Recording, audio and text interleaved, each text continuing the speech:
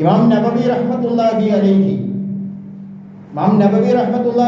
എന്ന് പറഞ്ഞ ശാഫിഈ മദ്ഹബിലെ രണ്ടാം ഷാഫി എന്നറിയപ്പെടുന്ന പ്രഗത്ഭനായ ഒരു പണ്ഡിതനാണ് ഇമാം നബവി റഹ്മത്തുള്ളാഹി അലൈഹി.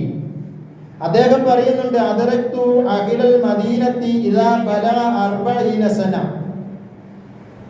മദീനയിലുള്ള ആൾക്കാരെ ഞാൻ കണ്ടത്, മദീന നിവാസികളായ മനുഷ്യരെ ഞാൻ കണ്ടത്, അവർക്ക് 40 വയസ്സിങ്ങോട്ടായി കഴിഞ്ഞാൽ അവര് എല്ലാ കാര്യങ്ങളിലും അങ്ങോട്ട് മാറ്റി നിർത്തിക്കൊണ്ട് ഇബാദത്തിന് വേണ്ടി മാത്രം ഒഴിഞ്ഞു നിൽക്കുന്ന ഒരു രീതിയാണ് ഞാൻ അവരിൽ കണ്ടത്.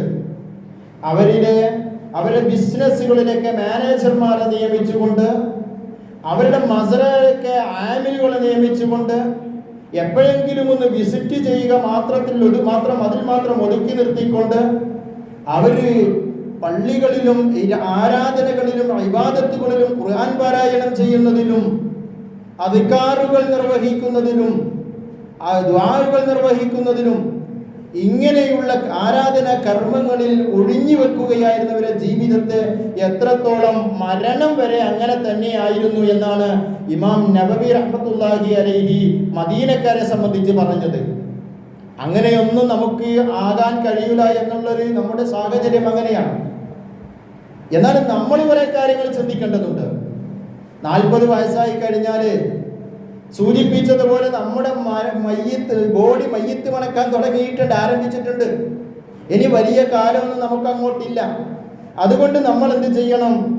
ഇന്ന് തന്നെ രാത്രി നമ്മൾ ഉറങ്ങാൻ കിടക്കുമ്പോൾ നമ്മൾ ആലോചിക്കേണ്ട, ഞാനടക്കമുള്ള ആളെ ആലോചിക്കേണ്ട ഒരു കാര്യമുണ്ട്. എനിക്കെത്ര വയസ്സായി, എത്ര കാലമായി ഞാൻ ഈ ലോകത്ത് ജീവിക്കുന്നു, ഇന്ന് ഞാൻ എൻ്റെ ആഖിറത്തിന് വേണ്ടിയിട്ട്, എൻ്റെ പരലോകത്തിന് വേണ്ടിയിട്ട് ഞാൻ എന്താണ് ചെയ്തത് എന്ന് ഞാനൊന്ന് ആലോചിച്ചു നോക്കണം. നമുക്കും അങ്ങനെ തന്നെ കൃത്യമായിട്ടുള്ള ജമാഅത്തുകളിൽ പങ്കെടുക്കാൻ നമുക്ക് കഴിയേണ്ടതുണ്ട്. 40 വയസ്സ് കഴിഞ്ഞ മദീന നിവാസികളായ ആൾക്കാരെ അവർ ഒറ്റ ജമാഅത്തും അവർ മിസ്സാക്കിയിരുന്നില്ല, നഷ്ടപ്പെട്ടിരുന്നില്ല. അതുപോലെ നമുക്കും അങ്ങനെ തന്നെ ആകണ്ടേ? നിങ്ങളൊന്ന് ആലോചിച്ച് നോക്ക്. നമ്മളൊന്ന് ചോദിച്ചു നോക്ക്. നമ്മൾ എവിടെയാണോ ഉള്ളത് അവിടെ നിന്ന് ബാങ്ക് കേൾക്കുമ്പോൾ നമ്മുടെ നാട്ടിലേക്ക്, പ്രത്യേകിച്ച് കേരളത്തിൽ അങ്ങനത്തെ ഒരു പ്രയാസങ്ങളൊന്നും ഇല്ലല്ലോ. ഇഷ്ടംപോലെ പള്ളികൾ ഉള്ളത് കൊണ്ട് എല്ലാ തിരക്കും അവിടെ നിർത്തിവെച്ചുകൊണ്ട് ജമാഅത്തുകൾ സംബന്ധിക്കുന്ന ഒരു സമ്പ്രദായം നമുക്കെല്ലാവർക്കും ഉണ്ടാകേണ്ടതുണ്ട്. അതുപോലെ സുന്നത്ത് നമസ്കാരങ്ങൾ അത് നമ്മൾ കൃത്യമായി നിർവഹിക്കുന്നവരാകണം.